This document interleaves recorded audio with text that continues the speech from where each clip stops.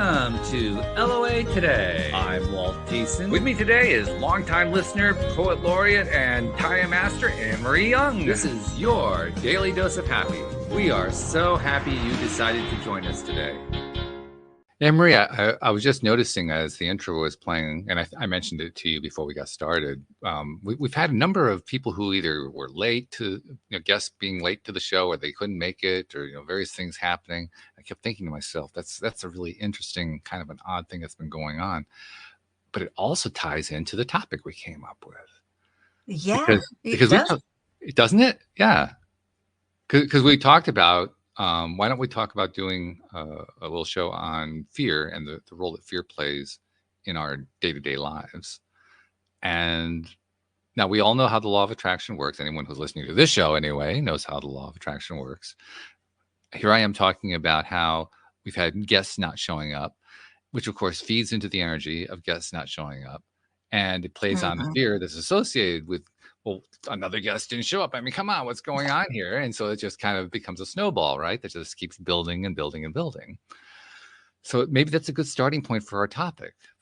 Because, I mean, well, I was also telling you before we got started about a situation. I won't go into the details here, but a situation with the gardening business that I run, where there's one person on the team she's dealing with fears associated, and by the way, legitimate fears too. We're not talking about stuff that she's just making up, stuff that she's in a very high stress situation right now, but dealing with these fears and how the fears again become a self-motivating momentum. They build their own momentum over time, and how it can be a real challenge to kind of nip that in the bud. And to say, well, there's another gardening term, by the way, but to, but to stop that ongoing building of momentum can be a real challenge. So maybe that becomes our topic today. When we're dealing with daily, day in, day out fears, how do we stop that momentum from taking us over? Well, I think we have to spot them first, because sometimes they can be hard to even spot, can't they? Because I noticed today I went into a bit of fear. Just the shopping came, and I looked at it when I'd laid it all out. I was like, I can't believe how much that cost. And at the moment, I keep noticing that I'm concentrating on the whole shrinkflation, the prices going up and things like that. And it's like, well, of course it's going to get smaller. My shopping's going to get smaller, and my budget's going to get bigger, because every time I do this, it's like, oh, it's so expensive. That's not a lot. We're going to have to go and buy some more in the week. And so you can just see that it's going, and it's getting yourself off that. It's a tricky thing to do. Because it's so easy to get caught up in the loop. I mean, it's not like prices haven't been going up. They've been going up for a long time, for decades, generations. Yeah, for sure. So why is it all of a sudden now? Well, it's because it's increased. Well, yeah, but there are also times in history where we had higher inflation than this. So what is different? And the only thing that I can see that's different is us. It is, and it's everywhere. It's in the news. It's everybody's talking about it. So everybody's manifesting. It's a whole community thing, isn't it? It really is. Which is what makes it even more challenging. Because our energy gets fed by our environment, right? By the people who are around us, by our experiences, by the other people who are experiencing their stuff, and they're telling us about their stuff, and they're sharing that this and this and that happened, and how isn't it terrible? And then it just kind of helps build our anxiety. And then we watch entertainment that starts to build our tension, because they want to build the tension up to tell a story. And then we watch the news, and the news is building all this tension, telling us all this negative stuff going on. And I mean, it's just like one thing after another. It's like, get me off this roller coaster. Right. Stop this merry-go-round. I want to get off. Feeling a bit dizzy with it all. But funnily enough, when I hear other people talking, I notice it quite quickly. And I'll just say to myself, well, that doesn't resonate with me. That's not my belief system. Even though it is, I do notice other people, but it's catching myself saying these things. It's important. You're right. And that is part of the skill, because the moment that we catch ourselves doing it, I think in that very instant, we're less hooked in to that system, right? We're less, I mean, it's not like we're not affected. Of course, we're still feeling effect, but the effect it's almost like somebody took the air out of the balloon, Yeah. right? Yeah. I experienced that the other day. There was a minor situation that happened with a couple of my employees, and they were kind of going at it with each other. They were doing it in front of me, trying to convince me that they were right, that each one was right, and they're pointing fingers and all this stuff. And I'm just standing there and I'm looking at them and I'm thinking to myself, these are two great people, really wonderful people. I'm valued members of the team and so forth. And here they are doing all this finger pointing, which is not their normal nature. I might add, this is not Yeah. the way they normally are. But they were actually not only doing it, but they were trying to draw me into it. Oh. Well, that's what because I'm the boss, right? You got to get the Well, boss yeah. on your side. If you get the boss on your side, not only are you right, but you also win. So that's the Do mindset. you? Well, you don't really, but that's the belief. That's the belief, right? Yes. If you get Yes. the boss on your side, that's the win. That's it right there. So yeah, and that becomes a challenge. For me, the challenge was not buying into it, Yes. and just kind of standing there, and I didn't want to turn my face into a big grin because I didn't want them to feel like I wasn't taking them seriously. But inside, I was grinning. That was my way of noticing. You just mentioned it. Noticing is the important thing to do. My Yeah. way of noticing was to sit there and say, if you guys only realized just how silly you look right now." I didn't want to say that to them. I certainly don't want to insult them or anything like that, but No. I was thinking, like, what are we, in nursery school? What's going on here? Exactly. Like when I listen to my kids argue and I'm like, is that really worth all this You're right. emotion? It's like a TV control box. Let's just let it go. And just things like that. And I think But then, ultimately that becomes the ultimate defense right there, because that shifts your own vibration, right? Because yeah. I'm not buying into the energy. Yeah. And I know certainly when I was like looking at my shopping this afternoon, it was like, well, at least I'm eating healthier because I'm buying less stuff. I'm making a lot from scratch. Yep. It's less to put away. It's just trying to find the good side of it. And, we're fortunate enough to have this food come to delivered to our door. So just trying to think on Yeah. those focus things. But, when I looked at it, it was just literally that, oh my goodness, everything's getting so expensive. This is just literally just like was spiraling in my head. I actually went to do some shopping today, and I've been switching myself over to buying organic products more and more frequently, trying to improve the quality of the food and so forth, which is more expensive. And it's Yes. hard to it's hard to make myself reach for the more expensive item. I can see them. They're side by side, right? You got the red pepper over here. You got the red pepper over there. The one that says organic is, a couple dollars higher. And I'm going to grab that one anyway. It's just an emotional thing more than anything else. And when I'm looking at the final bill at the end of the day, I couldn't tell you the difference by looking at the final bill. Like, what would it have been Oh, before? really? I'm not really sure. It's like you don't. The only way you notice it is when you're seeing the two side by side. When you're seeing the direct comparison, that's when you notice it. But when you don't have that direct comparison going on, all of a sudden that energy is dissipated because you don't have that that contrast going on. And also when you get home, you get to enjoy it because it usually tastes better. And Oh it's, yeah. so you just get to enjoy your food better, don't you? Oh yes, it's definitely higher quality. There's no doubt about that. Yes, and the meals are tastier. Your body is responding better. Yeah, the whole 9 yards. So yeah, but that doesn't mean that it's not hard at the time that you're dealing with it. You still have to deal with that. That's No, not at the all. topic of that. Dealing with that in the moment anxiety, that fear that we generate.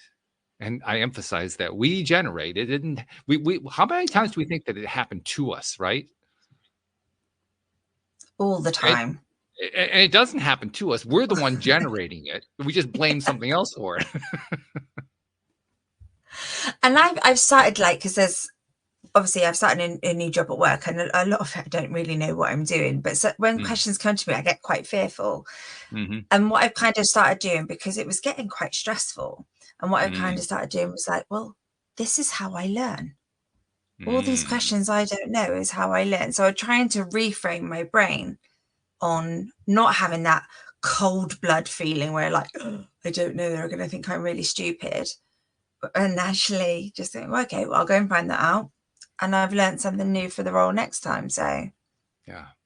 Yep. So once again, I think what we're pointing to is that it's kind of a mind game that we're learning to play with ourselves. As you said, one of the first pieces to the mind game is noticing that the game is on. That, oh yes, this is one of those instances where I'm making myself fearful.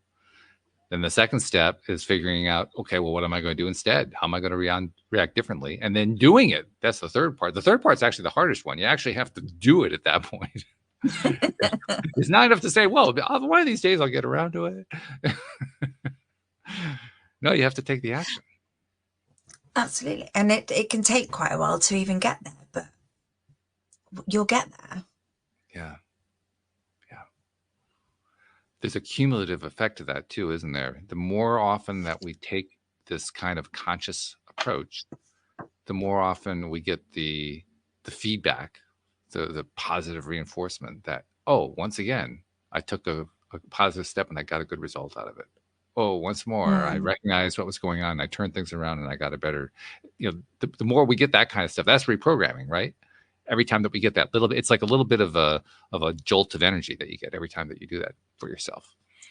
Yeah, absolutely. And I think there's so much fear in the world. If you just watch the news, I mean, I don't even watch it now, but there's so much fear. I think collectively, a Mm-hmm. lot of people are feeling that. And I think Yeah. that's potentially why this just seems to be getting worse. But then you only hear the bad stuff. You don't hear the good stuff. I'm sure there's lovely good stuff going on in the world too.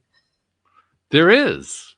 But again, that becomes a deliberate, conscious decision, taking our Mm. attention away from that crazy, especially news. Yeah, take your mind off the news, folks. Even when I look at the news, I don't look at it. It's just not good for you. I mean, literally, when the little bit of news that I'll look at through the headline. I won't even go look at an article or watch a video. I'll just look at the headline. Okay, yep, that's going on. I'm done. Just so that I don't inundate myself with all that negativity because it's just Mm. loaded with it deliberately, intentionally, because that's how you Of sell course. advertising. Yeah. Because there's a lot So, going on in your country. And you said you're trying oh to yeah. view a lot of the politics in a different way and just. Well, yeah, I've actually done that over the last few years. I have succeeded in looking at things differently because I used to be very politically oriented many years ago, and I had to let go of a lot of stuff because I recognized. I mean, that here it is, right? It's noticing what makes you fearful and then deciding what you're going to do to shift that. I recognized it was making me fearful. It was pretty much eating me up. So Really? I did a well. First of all, for about a 3 or 4 month period, I did a complete withdrawal. I just stopped, just paying no attention at all, and did it. Actually, it was more than 3 to 4 months. It was probably about 6 to 8 months. But for that long chunk of time, I just stayed away from it. And then when I allowed myself to have a little bit of contact with it from that point on, I always went into it with the idea of what am I experiencing right now? How much is it affecting me right now? What kind of response am I giving to it? What kind of reaction am I getting? And monitoring myself through it so that I could be able to consume the little tiny bit that I felt I needed to have without it overwhelming me. And Mm. you do that long enough, what I've discovered, I think other people have probably discovered this too. You do that long enough and you get good at it, sort of. You develop the ability to be filtering that negative junk so well that it doesn't have the effect. It doesn't get the chance to latch onto you and create a new momentum. And then at some point along the way, you also find ways to laugh at it, which is one of Yeah. the best defenses against fear, by the way. Laughing at and I remember pretty vividly the first few times I started laughing at the stuff that I used to get worked up about. It was not comfortable at first, but within a fairly short period of time, I was able to start laughing at my own old positions on issues and so forth. And when I did that, that cut a lot of the momentum out. Even the old momentum that had just kind of hung around, it really started to reduce drastically. So that today I can look at some of the political stuff And I only look at it from very far away and for very short pieces of time, and only looking for things that I know are just kind of fun for me, and that's it. I just limit myself to that. And when I do it that way, I actually find that it doesn't have the negative effect on me anymore. In fact, Really? I see the negative effect on other people, and it kind of like it shocks me. Like, oh yeah, that's the way I used to feel about this. So I'm recognizing that all this work I've been doing all these years, to the last 4, 5, 6, something like that, 7 years, to shift the way that I feel about politics is working. It's working to the extent that I don't respond to it the way I used to. I laugh at some of it. I chuckle at. I've actually had to learn to cover my mouth and not laugh out loud, in company, because I don't want to insult anybody with their political viewpoints, right? That was Because my I look question, at the stuff and I because think it's just laughable. So much of the stuff is just crazy. It's laughable. and that was going to be my question, was how do other people react to that when they take it quite seriously in the States? I try to be very selective about when I do my laughing. Let's put Mm. it that way. Yeah, we don't have to be cruel. No, we don't need to be cruel. And honestly, I think probably my best way of dealing with the people who and I recognize them really easily, but the Mm. ones who are very strongly polarized with some particular political viewpoint, uh, I just don't engage with them. Mm. I mean, I'll change my attention away to something else or somebody else or whatever. The moment that I see them going in that mode, I'll just head off in a different direction, because somebody who's in that kind of a mindset, it doesn't matter what you do. You can laugh, you can cry, you can scream, you can pull your hair, you can lay it on fire. It makes no difference. They're going to keep going on what they're doing. That Absolutely. it's a very strong mindset when you're in that mindset. Not a healthy one, but strong. And a great Mm. indicator of just how good. I mean, we often complain that we have trouble shifting our mindset. Anybody who has trouble shifting their mindset should look at the times when they have had a negative mindset about something and look how eagerly they held on to that one. They held on to it the way that a dog can grab onto it with its jaws and not let go, like a pit bull or something like that, right? That shows how good we actually can be at maintaining a mindset. We just need to choose the Yes, right one. bang on. Yeah, absolutely. I was going to That's the say something and challenge. I've forgotten. So yeah, now, do you have, like, well, let me flip it around to you. I was just describing some of the things that I do. Do you have strategies that you use when you encounter things like you mentioned? It's very important to recognize the situation when it's happening. Okay, this is something I tend to be fearful about. Okay, you've recognized it. Mm. Now what do you do? What's your next step when you're doing it with your stuff? So what do I do? Oh, it's catching it. It's catching it at that right time, and not letting it get OTT, because sometimes when you're working full time and you're a mum and it's just busy, busy, busy, and sometimes you don't even get a chance to catch your thoughts because you're concentrating on the next thing to be done. So for me, it's definitely trying to catch that thing, Mhm. list feeling those triggers that you get. And then I am quite lucky in the fact that if somebody's got a very strong opinion, I'm quite interested in learning from them. Mhm. I'm very good at sitting on a fence.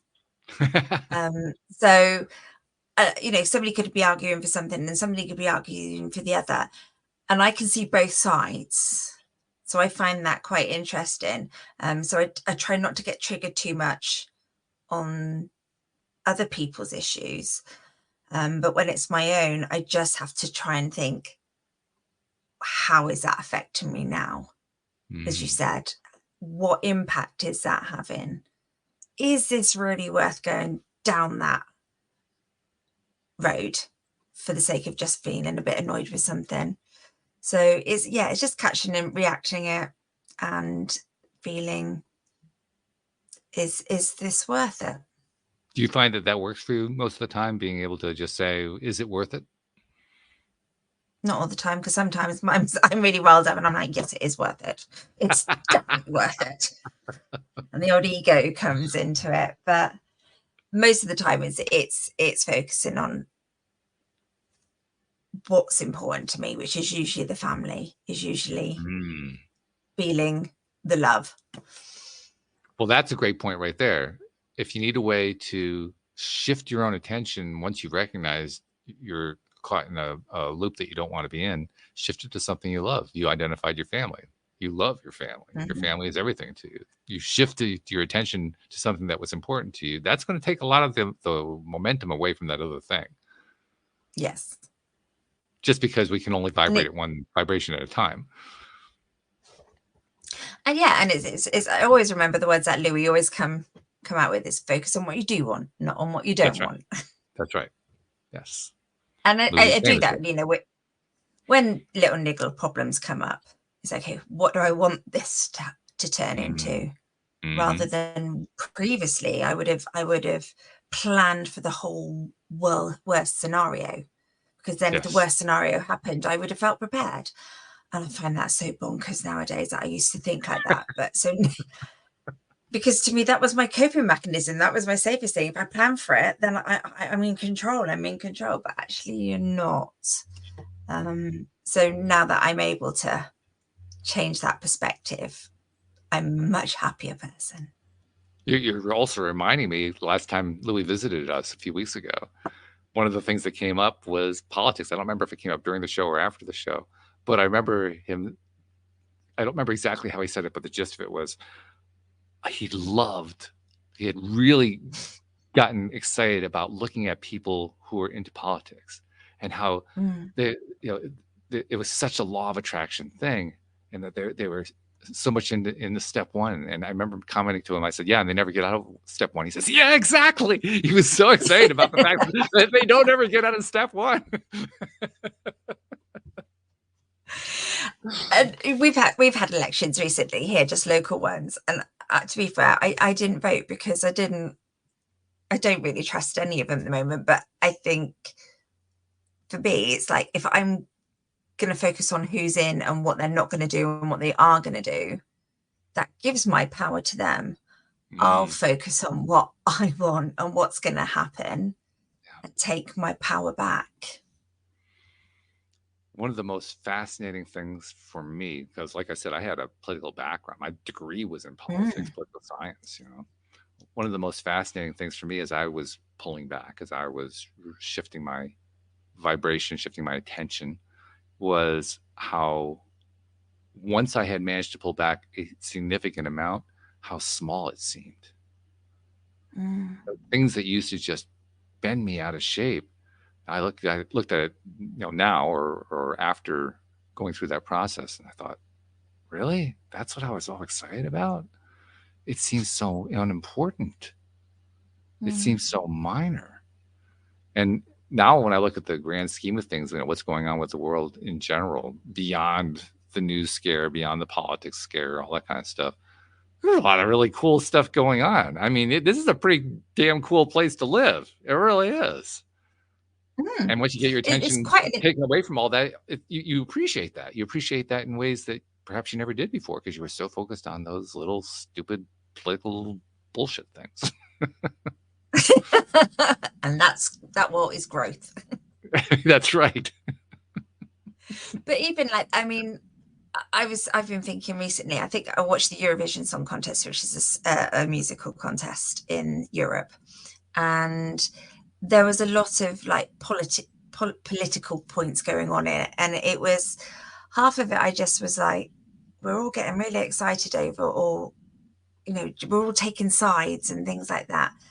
But actually, I love the fact that the young people are kind of rebelling a bit.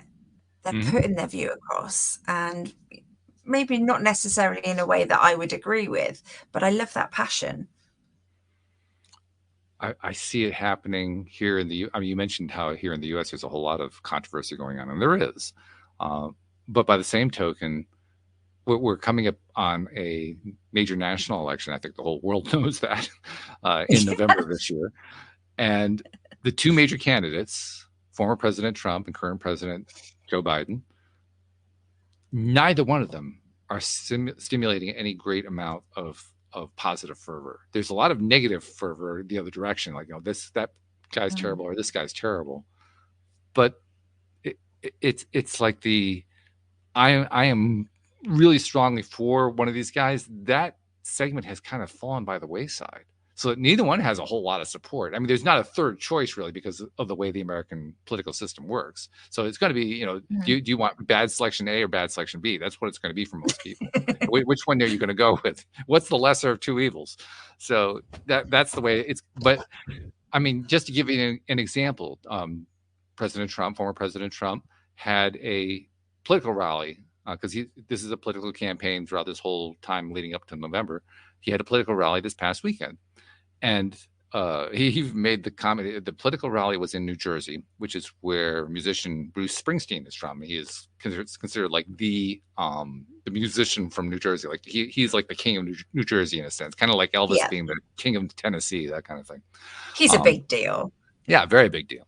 And Trump, in the middle of his speech, said he had more people at his rally than Bruce Springsteen would have at a Springsteen concert. And they actually had video. And the video was making a complete lie of him. I mean, there was almost nobody there by comparison. So I'm looking at this. I'm thinking to myself, well, this is really interesting because here's one guy he's very polarizing, but he also has a very strong following behind him. And even his followers are losing interest. The video I saw, there was one person who posted 35 straight minutes of the crowd during this Trump rally. And people were just kind of like wandering away. The crowd was just kind of slowly dissipating. He's like haranguing them and he's doing his usual thing and so forth. And they're just losing interest. I thought, this is really interesting. We're in the midst of Isn't this it? chaotic political climate, and his own followers are just saying, so what? And the same thing's happening with the Biden campaign. In some ways, it's even worse for the Biden campaign. I mean, another thing that's going on right now, there are a lot of demonstrations on university campuses around the country over the whole Israel-Palestine thing. And very fervent. There's been arrests. There's been all kinds of crazy stuff going on with that. Even with that going on, there are huge segments of the student populations that are just saying, oh, please, do we have to do this? Just they're not buying. Don't get me wrong. They're not saying that they're in favor or against one side or another. That's not what they're saying. They're saying we're about to graduate. Why do we have to focus our attention on this? We're about to celebrate. We just finished 4 years of our time, achieving our degrees so we can go out and do our thing in the world. And you want us to focus on this? Yeah. It's what I'm pointing to is there are a larger segment of the population that are just saying enough already. And I just wish a lot of that passion was used for like, when has war and killing people worked? Well, I guess it depends what you're trying to accomplish, but yeah, I know what you mean. I just personally can't see how that resolves an issue. Well, if you're Vladimir Putin, it resolves the issue of I want to become emperor of Eastern Europe and eventually Western Europe and most of the world. So for him, it resolves an issue. For the rest of us, it doesn't resolve a whole lot, but for him, it does. It's a perspective thing. It's a perspective thing, but again, it's those people who've had that power for so long are losing it a little, and that's interesting. This is what I'm intrigued to watch happen. Yes. Is people getting their power back, and I just taking hope it back, really. Yes. Yeah, taking it back, and I just hope that unity will follow it to a degree. Well, I'm not sure if unity follows it, but what I do know is refocus follows it. Making different kinds of choices follows it. Yes. I mean, I just wish people knew they had the power. Well, I think that's what this is. I mean, you have to go through the stage of I am so done with X, whatever X is, before you're willing to consider Y, whatever the Y is. You have to be done with the one before you're ready to go on to the next one. And that's what people are saying. I'm done with this. Yeah. Not everybody, but a significant proportion of the population are saying, I am done. Let's find something else because this isn't doing it for me. And when you do that, when you take that stance and say, I'm going to shift my attention to something that's less fearful, that serves me better, whatever, however you frame it, you end up with a better situation. Mm-hmm. Here's something that's kind of cool that's been going on. This is happening across the planet. Everybody's been touched one way or another by this. The aurora borealis. It's a worldwide Yes. phenomenon right now. And it's because of solar sunspots. They're basically a huge emission of charged particles coming, well, being sprayed out all throughout space, but also hitting Earth and in the Earth orbit. Yeah. And it interacts with the atmosphere. And actually, if it weren't for, this is the reason I'm bringing this up, if it weren't for a certain dynamic about how the Earth works, it would be killing us because they are lethal Yeah. particles. They are lethal. They would be destroying the Earth. They would destroy all life on the Earth and so forth, except for one really interesting thing. The way that the magnetic sphere, the magnetosphere, as they call it, of the Earth works, Yeah. it basically bounces off of that. The particles bounce off of that and go off into space. And what we get is this visual effect that we call the northern lights or the aurora borealis. Mm. So this really lethal thing gets transformed into a light show. Yeah. Something beautiful.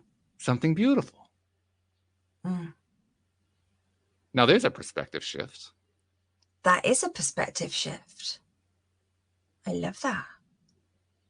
And look how many people are enjoying it. Yeah. Because, yeah, everybody, I heard on the radio this morning, you've got two kinds of people, the people who saw the lights and the people who didn't. Yes, right. And the people, and I'm one of those. I actually tried to go see them, and everything's been cloud cover here, so I haven't been able to see them. Like, no, take the clouds away. I want to see this. I missed it too. And then I could see my husband was saying people are posting all over the social media that they've seen these lights. So I got up, I got my little girl up, and we drove at like 1:45 in the Did you morning really? trying to find these lights. I was like, I've always wanted to see these. We didn't find them, but we tried. So we did a little light show in the car, and that was our little bit of joy. But how cool. I mean, what a big difference focusing attention on something like that as opposed to some of these fear-based things we could be giving our attention to. Mm-hmm. And something that actually could be fear-based because it could kill us. Except that it won't. Except that it won't. But would it if you believed it would? I really don't want to go down that path. I don't want to find out. I am very happy sticking with what modern physics has to tell us about how the magnetosphere works and how it protects us. I'm happy with that. Yes. The universe is perfectly designed to keep us safe. That's right. I like that. I love that very much. I'm going to just stay with that. For me, it's also a reminder, just by staying with what we love, with what feels good to us, we end up with good results. Mm-hmm. We really do. Even if it doesn't always start off as a good result, like you said, it might not go to plan. It might not go the way you want it or expect it to go. Yeah. But it's working on your behalf all the time. All the time. All the time. Yeah. There's like a feeling of reassurance that I find in that recognition, that understanding of how things work. Because when I think about things in that light, somehow life seems to make more sense. It makes it easier to digest because we are contrast creatures, which means we don't just need the negative, we need the positive too. That's how we balance things out in our own lives, but it's also how we make sense out of things. So I think that's part of what the whole fear thing is. When we're in that fearful state, we're essentially blocking ourselves off from the yang part of the yin, the other side of it. We're blocking ourselves off from the thing that would help rebalance ourselves and help us to interact more to our own benefit in this world of contrast that we live in. I like to visualize it as like another just another piece of my jigsaw puzzle of my life. Yeah. It's just another shape going in, and then I could still build that bigger picture. Yeah, that's true. It contributes to the picture. I guess that's what they mean when they say it's the journey, not the destination. Must be. Yeah, makes I have to sense. admit that's been a phrase that's also been a bit of a challenge for me over time. What do you mean it's the journey? Really? Come on, I want the destination. What are you talking about? There's still parts of my life that I'm just like, where is the destination? And Yes, right. that's why I haven't hit the destination. It's like, where is it? What is it? I need it. When we're setting our goals, when we're identifying our desires and so forth, how often do we actually say, I really want to have the journey to get there? You don't, do you really? Not really, no. You might plan it. You might plan it. You might plan the journey. Mm-hmm. In order to get to this, I need to do X, Y, Z. It doesn't mean it's going to go to plan. Well, that's the other piece, because part of enjoying the journey is appreciating the things that play out in their crazy, wild ways that you could never have possibly scripted if you wanted to. You could have hired a Hollywood scriptwriter and still couldn't have come out with what actually happened, because we can't But don't always you predict. exactly? And don't you find that some of those really hard things that you've been through, when you sit back and look at it, it's actually just a beautiful thing that's happened. The way it just works out. It The actually way pisses me off. this happened and this, yeah. Well, yeah, it can be frustrating, but I love looking back at that and going, wow, Yeah. Well, just wow.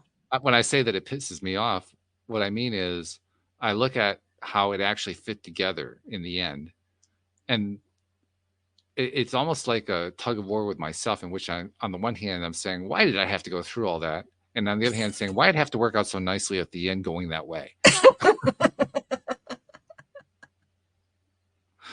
Couldn't have worked out nicely the other way. That would have been so much simpler, you know. Yeah, my way was so much better. That's right. My way was so much better.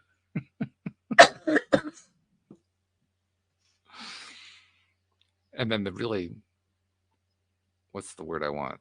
Not frustrating. Well, it is frustrating. The hard part, I think that's what I'm getting at. The really hard part is realizing that the way it did work out was actually better. I mean, it was better than the one I had in mind. The one I had in mind, sure, was much more straightforward.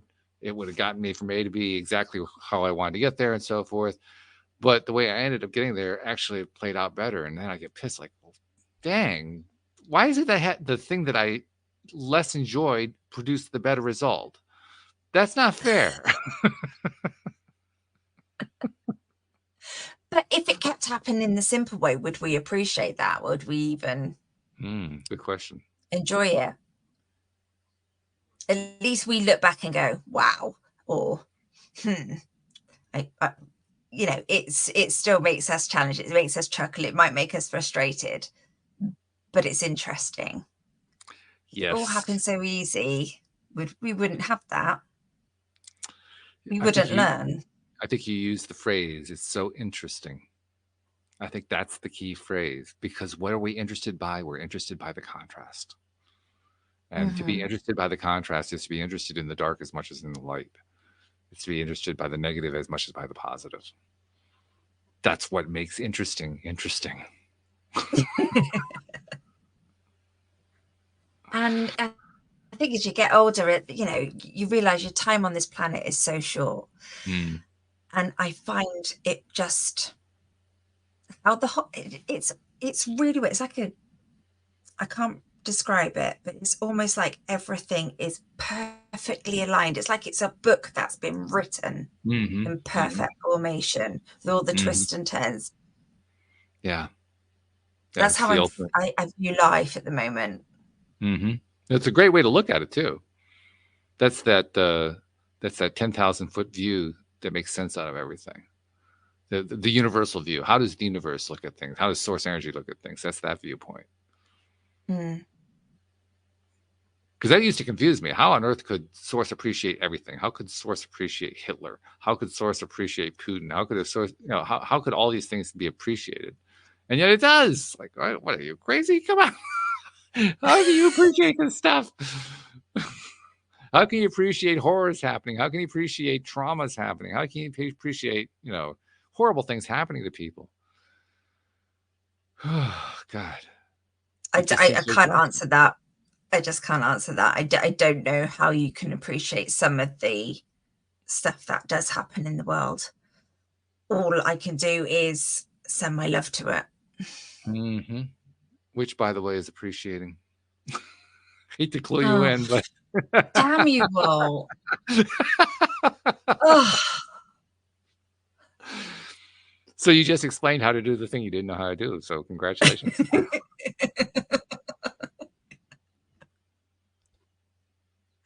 There's Because another that's piece of that what that puzzle, is.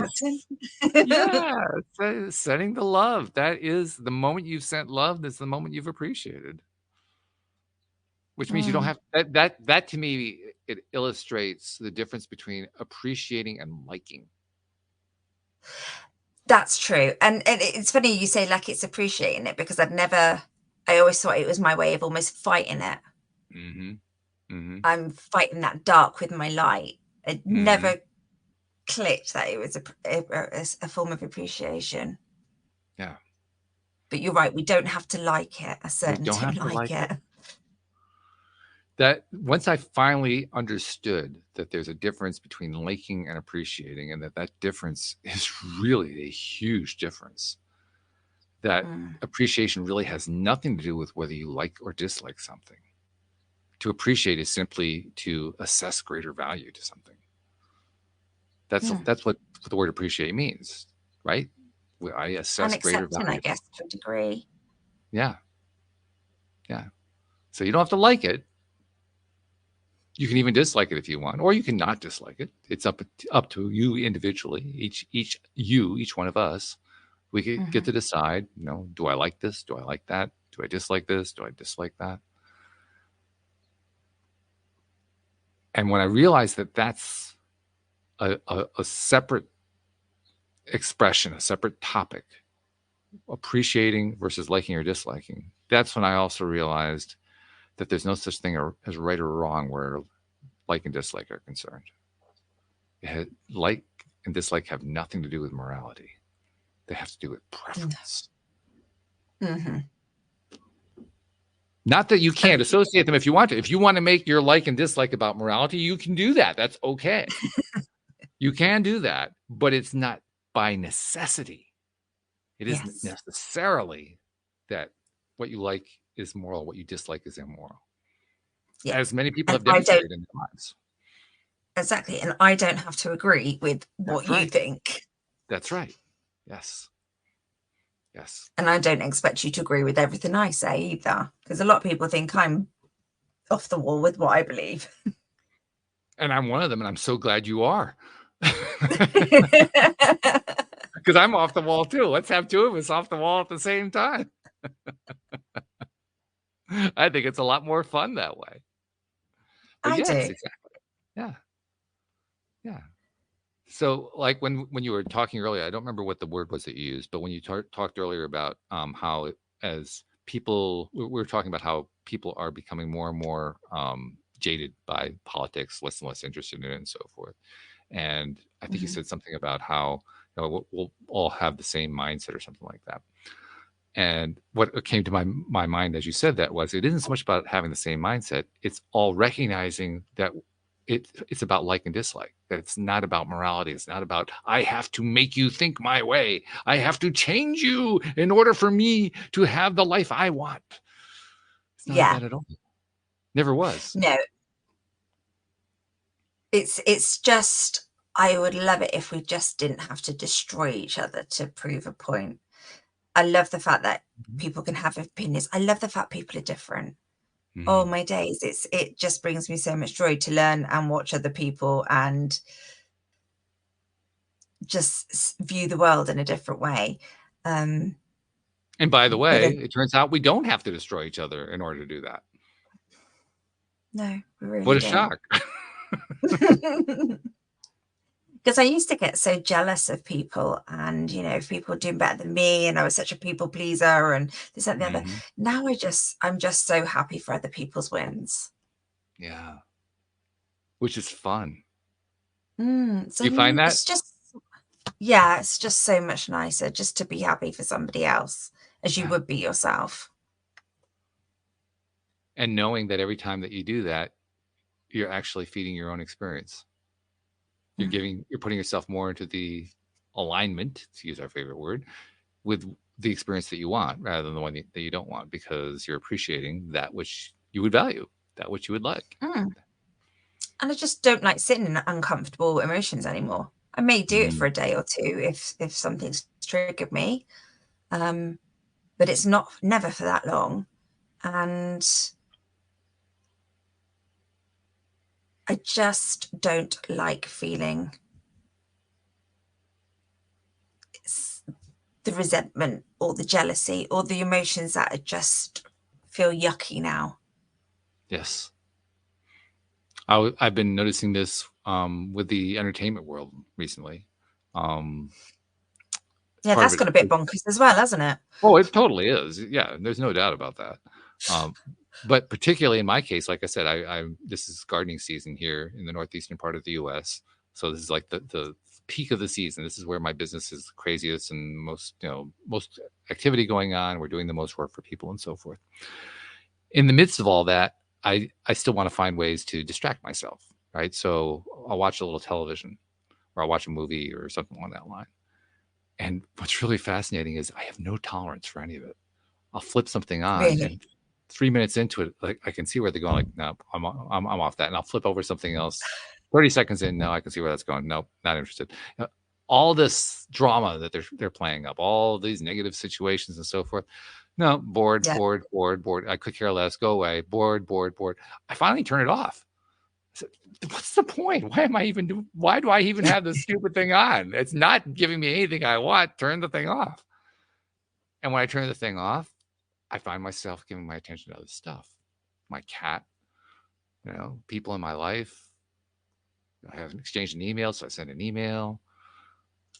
Different things that I go outside to do, watching for the northern lights. I mean, I find myself, just because I'm saying enough of all the negativity, I'm going to do something else entirely. I find myself shifting my attention more to what I want, because Mm. all that attention to the negativity I'm recognizing isn't giving me what I need. It's not feeding me. No. It gives me the promise of a feed. It promises it's going to feed my soul in some way, but it never does, because it's not what I I like. used Exactly. I used to watch soap operas when I was a lot younger Mm. and just literally couldn't miss an episode or whatever. Oh, I couldn't watch one now, even if I wanted to. They just stressed me out. It's just like, oh, it's just so heavy. And I think the good thing about the world nowadays is that we can stream stuff that we do want to watch. And there is a lot of like educational stuff. And there's a lot of fun stuff that I watch with my kids. Hmm. We all love baking and cooking. So we'll watch like Is It Cake, which is just a really fun show to watch. It makes us happy. Um, but yeah, you're right. It's nice just going, oh, no, it's not the be all and end all. We all just used to finish when we were younger and just watch telly, finish the day, have our Hmm. dinner, sit in front of the box. And Mm. now there's more, Yeah. so much more. The box just doesn't do it anymore.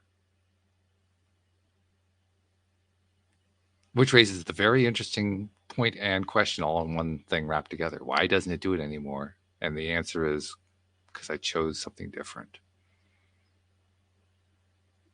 I chose something different. I kept choosing something different over and over again, to the point where I am done with that. I am so done with that stuff. If I never have to But see how another one of those many, again, it'll be too soon. and how many of those little decisions that you've made have turned into such a good habit for you? All of them. That's the point. Because it Mm, wasn't one decision yeah. that got made. It was like a whole, like you said, it's a No, it series was of lots of little ones. Yeah. little ones. Yeah. That when you're making them, you don't really see anything necessarily. Nothing ever really seems to change out of it in that instant Hmm. in time when you're making that little decision. This is an example of what we were talking about earlier. You have to look back on it and say, oh, that's how it all fits together. All those Mm. little decisions fit together to put me in a place where I'm liking more stuff, Yeah. different stuff, different from what I used to like. And it doesn't have to be a big decision if people are out there thinking, oh, I just can't make a big decision like that. It's remembering it is those little baby steps Mm-hmm. that make that big decision possible. That's right. Because those baby steps, I guess the way I like to think of it is this: you take enough baby steps and you've just taken a few giant steps. Yeah, without a doubt. I mean, it doesn't take all that many baby steps to make a giant step. Anyone who ever played a childhood game of Mother May I knows exactly how that works. It doesn't I take a don't whole lot know of that baby steps. game. Oh, it's an American game. It's a really stupid one too. But the point is, when you play that game, even when you're in the midst of playing it, you can tell those little baby steps are going to get you there eventually. It's just that you have to go through a few of them in order to get there. But it'll take you the equivalent of a giant step. It's just that's just what baby steps are. Baby steps are little small giant steps. And going back to that whole fear topic, those little baby steps are more digestible. Mm-hmm. If you can do a little bit at a time, then the confidence will build, the change will build. Confidence, that's another good one. I think probably the biggest challenge we face when we're dealing with these fear-based things is having the confidence that we can shift it, having the confidence that we can change it. Because when you're in the midst of encountering whatever that fear-based thing is, the fear is strong. We talked about that at the beginning of the show. It's a very strong fear, and it seems insurmountable. It seems like it can never be changed, and it'll always be, and so forth. But it can be. One small step at a time. Yeah. And if you don't believe it, just like you say, look back at your life. Look at all those twists and turns. Look how much the Mm-hmm. world has changed Yeah. in 20 years. Change is inevitable. Embrace it. I was having a conversation with one of my employees today. I think I told you about her. She's the one who's into law of attraction and vibration and all that kind of stuff. And Yeah. we also share a love of music. So we were talking about music. She was in a band that did very well, and I was talking about some of the stuff I've done. And I asked her, had you been to the symphony in a long time? She said, no, she hadn't. I don't know about there in the UK. I suspect it's similar to what's going on here in the US. Symphonies have been in trouble for a long time and have lost a lot of support. People weren't going to the symphony anymore. A lot of symphonies have disbanded. So it's been hard times. But there's also been some good that's come out of it. Because in the past, if you went to a symphonic concert, the way Dawn said it was great. It was stuffy.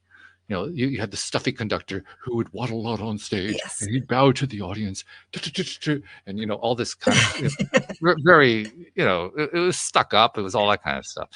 Today, it's not like that at all. Today, you go to the symphony and the conductor comes out and behaves like a human being and chats with the audience and makes jokes about something they're about to play, and it all becomes very playful and human and interactive.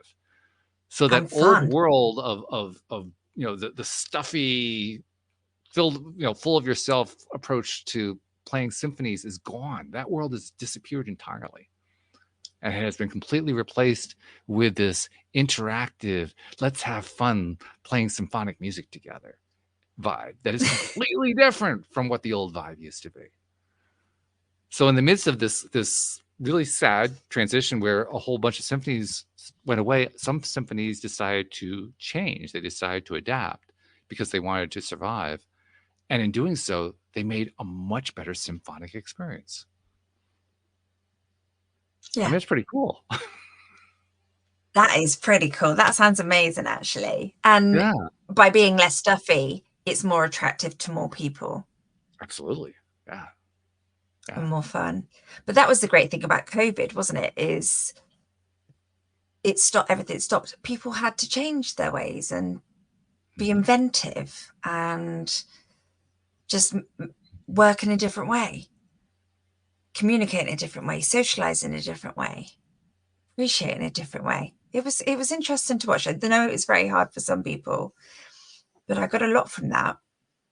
Interesting how much of it has transitioned into the post-COVID era too, because a lot of it's still around. Yeah. I mean, I think, for I'm instance, still working from home a few days a week. I was just going to say hybrid jobs. I mean, that was not even a thing before COVID. That didn't even hardly exist. And now it's almost a requirement for many people. Like, I won't even get a job unless I can do at least some of the work at home. That's COVID. Yeah. COVID did that. Well, my husband's office is in Barcelona. He's able to work from my dining table and Yeah. work for a company that he really enjoys. Mm-hmm. But he wouldn't Yeah. have had that opportunity because we didn't want to move to Barcelona. That's right. Yeah, exactly. So in the midst of chaos and crisis, we find ways to turn things into stuff that we like. Mm. And we do that by initially taking those first few steps and saying, I don't like that. I want to change that. I don't want to be in fear. Mm-hmm. So circling back to our original premise for the show, once we got past the fact that our guest didn't make it. And we got out of our fear. Yeah, right. But once we got past that one, the basic premise was we deal with these fears all the time, just ordinary daily fears. And I think what we've pretty much demonstrated through the conversation today, we can overcome any of them. Mm-hmm. There really aren't any that we can't overcome. It doesn't matter what they There's are. It doesn't matter how horrific they are. It doesn't matter how traumatic they are. It doesn't matter how terrible they are. We can still overcome them. There is nothing I've experienced that has killed me yet.